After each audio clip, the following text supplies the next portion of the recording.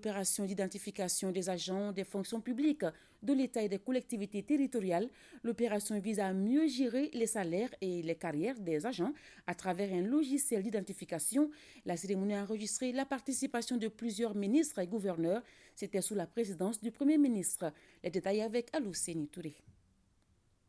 L'opération d'identification des agents des fonctions publiques d'État et des collectivités est une formidable opportunité pour les gestionnaires des ressources humaines de ces entités de mieux cerner les contours de cette gestion pour une plus grande efficacité, aussi bien en termes de salaire que de point de vue de la gestion des carrières.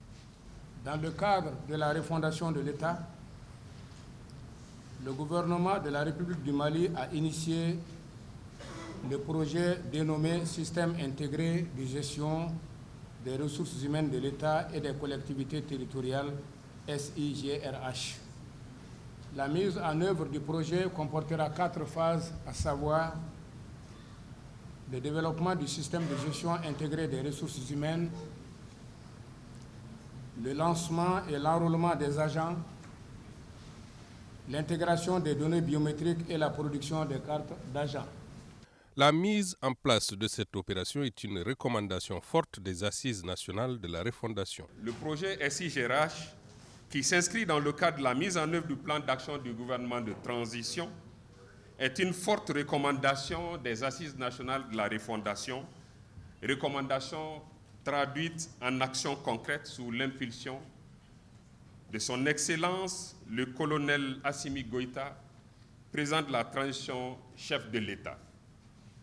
Conformément au chronogramme revu du projet SIGRH, dont le délai d'exécution a été prolongé en février 2024, sa mise en œuvre comporte 3 étapes comme suit.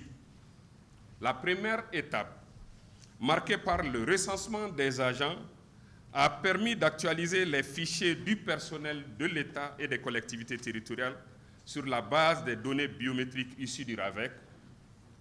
Phase également marquée, tenez-vous bien, par la création et le développement du logiciel SIGRH et ses outils de monitoring. La deuxième phase, dont le lancement s'effectue en ce jour, concernera l'identification physique des agents par des équipes mobiles constituées au niveau de chaque DRH, j'ai nommé les directions des ressources humaines sectorielles. L'ultime étape bouclera le processus par l'intégration des données biométriques des agents dans le logiciel SIGRH. Le Premier ministre a souligné l'importance de cette opération au regard des résultats attendus à travers son application. Le projet de système intégré de ressources humaines nous engage dans une nouvelle trajectoire de la réforme structurelle de l'administration publique malienne.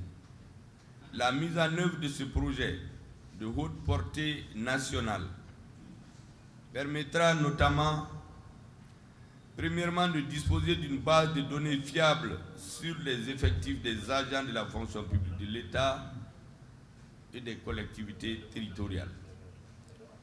Deuxièmement, de doter les 2 fonctions publiques d'un système de gestion des ressources humaines intégrant les données du recensement administratif à vocation électorale, à vocation d'état civil RAVEC. Troisièmement, de réduire la fraude dans la gestion des ressources humaines de l'État et des collectivités territoriales. Quatrièmement, de réaliser les économies d'échelle sur le budget national. Et enfin, cinquièmement, de disposer d'un outil d'aide à la décision en matière de gestion prévisionnelle des emplois et des compétences, de transparence, de bonne gouvernance des ressources humaines. Le système intégré de gestion des ressources humaines de l'État est une étape essentielle dans le cadre des réformes administratives liées à la refondation de l'État.